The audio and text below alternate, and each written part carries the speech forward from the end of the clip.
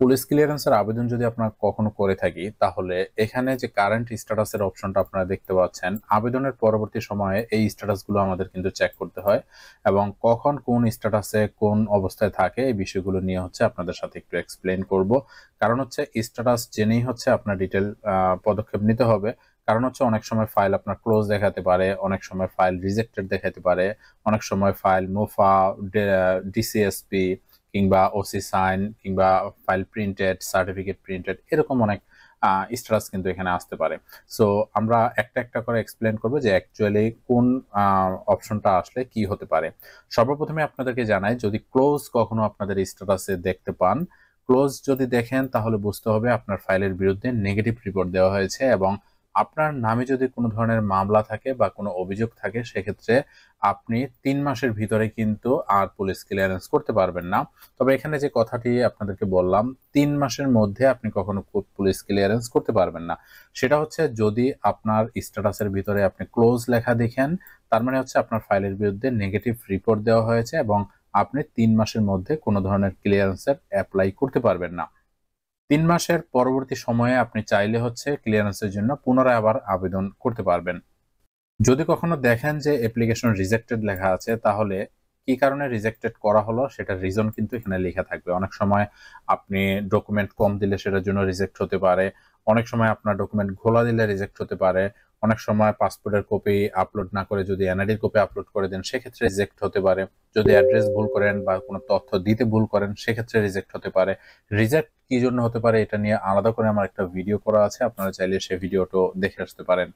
যদি কখনো দেখেন যে পেন্ডিং ফর পেমেন্ট লেখা আছে, তাহলে বুঝতে হবে যে আপনার ফাইলের এগেনস্টে এখনো পর্যন্ত ব্যাংক ড্রাফটটি করা হয়নি কিংবা চালানটি এখনো পর্যন্ত জমা দেওয়া হয়নি।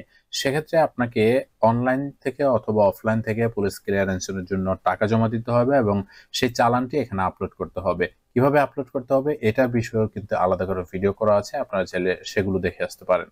রিজেক্টের বিষয়ে আরেকটু কথা বলছি। আপনার বিভিন্ন কারণে কিন্তু রিজেক্ট হতে পারে। যেমন আপনি যদি একই চালান বারবার আপলোড করেন, তাহলে কিন্তু আপনার ক্লিয়ারেন্সটা রিজেক্ট হতে পারে।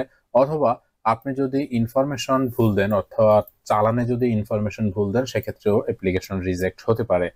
সেক্ষেত্রে স্ট্যাটাসের ভিতরে কিন্তু আপনি অ্যাপ্লিকেশন রিজেক্ট লেখা পাবেন। অ্যাপ্লিকেশন যদি কখনো রিজেক্ট হয়ে যায়, পুনরায় আপনার আবার আবেদন করতে হবে সঠিক ইনফরমেশন দিয়ে এবং একই চালান কিন্তু আপনি আবার পুনরায় ব্যবহার করতে পারবেন। অনেকে মনে করেন যে অ্যাপ্লিকেশন যেহেতু রিজেক্ট হয়ে গেছে, সেক্ষেত্রে চালানটি কি আমার নষ্ট হয়ে যাবে কিনা। চালান নষ্ট হওয়ার কোনো সম্ভাবনা নেই, আপনি সেম চালান দিয়ে পুনরায় আবার নতুন করে আবেদনটি কমপ্লিট করতে পারবেন। আবার যদি কখনো দেখেন যে রেডি ফর মোফা ভেরিফিকেশন লেখা আছে, তাহলে বুঝতে হবে ডিসিএসপি থেকে, অর্থাৎ ডিসিএসপি সাইন হওয়ার পরে এটা কিন্তু মোফা ভেরিফিকেশনের জন্য আপনার বিভাগীয় অফিসগুলোতে চলে যায়। সেখানে আপনার এটা মোফা ভেরিফিকেশনের সিল দিয়ে তারপর হচ্ছে এটার ভেরিফিকেশন করে তারপর হচ্ছে আপনার জেলার যে ডিএসপি অফিস আছে সেখানে কিন্তু পাঠিয়ে দেওয়া হয়। পরবর্তী সময়ে আপনার এখানে যদি রেডি ফর ডেলিভারি লেখা দেখেন, তৎক্ষণাৎ বুঝতে হবে যে আপনার ফাইলটি রেডি হয়ে গেছে এবং সেখান থেকে আপনি ফাইলটি চাইলে নিয়ে আসতে পারেন। এবং ফাইলটি আনার জন্য আপনার যার ক্লিয়ারেন্সের কাগজ তার নিজেরই যেতে হবে এবং এখান থেকে যেই এখানে যে রেফারেন্স নাম্বারটি আছে, রেফারেন্স নাম্বারটির ভিতরে ক্লিক করলে কিন্তু অ্যাপ্লিকেশন কপিটা ডাউনলোড করা যাবে। কপি নিয়ে আপনি যখন ডিএসবি অফিসে জমা দিবেন, তখনই কিন্তু আপনার ফাইলটি বা আপনার ক্লিয়ারেন্সটি আপনি হাতে পেয়ে যাবেন। যদি কখনো লেখা দেখেন যে অ্যাপ্লিকেশন সাবমিটেড, তার মানে হচ্ছে আপনার অ্যাপ্লিকেশনটা সাবমিট হয়েছে মাত্র, তো পরবর্তী কার্যক্রমের জন্য হচ্ছে আপনাকে ওয়েট করতে হবে। দেন এরপরে আপনি দেখতে পারেন পেমেন্ট রিসিভ, তার মানে হচ্ছে আপনি যে পেমেন্ট করছেন অর্থাৎ চালানটা জমা দিচ্ছেন, চালান জমা দেওয়ার পরবর্তী সময়ে পেমেন্ট রিসিভ দেখাবে। পেমেন্ট রিসিভ দেখালে বুঝতে হবে যে আপনার ফাইলটি ইতিমধ্যে পেমেন্ট ভেরিফিকেশন হয়ে গেছে। এখন থানা থেকে আপনার ফাইলটি যখন তারা সার্ভার থেকে নামিয়ে ভেরিফিকেশন করবে, তখন কিন্তু আপনি স্ট্যাটাসের ভিতরে আন্ডার ভেরিফিকেশন লেখা পাবেন।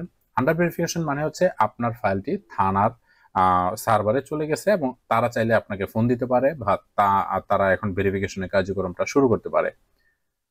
পরবর্তীতে যে অপশনটা আসবে সেটা হচ্ছে রেডি ফর প্রিন্টিং বা certificate printed, sign by OC, sign by SPDC, এই অপশনগুলো আসবে। এই অপশনগুলো হচ্ছে আপনার রিপোর্ট যখন পজিটিভ একটা রিপোর্ট দিয়ে দিবে, তখনই কিন্তু ওই অপশনগুলো এখানে দেখাবে। অর্থাৎ 4 নাম্বার, 5 নাম্বার, 6 নাম্বার, 7 নাম্বার, এই অপশনগুলো হচ্ছে পরবর্তী সময়ে আপনি দেখতে পারবেন। এবং সর্বশেষ যখন আপনার ফাইলটা রেডি হয়ে যাবে, তখন হচ্ছে রেডি ফর ডেলিভারি এই অপশনটা চলে আসবে।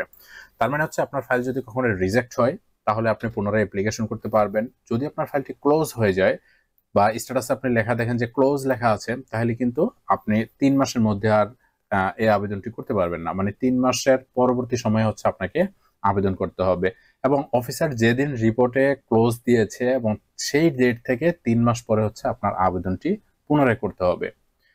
তো গাইস, আশা করি বুঝতে পারছেন যে স্ট্যাটাস সম্পর্কে আপনাদের কোনো ধরনের যদি কোশ্চেন থেকে থাকে তাহলে অবশ্যই কমেন্টস করে জানাবেন। আর পরবর্তী ভিডিও দেখার আমন্ত্রণ জানিয়ে শেষ করছি। আসসালামু আলাইকুম।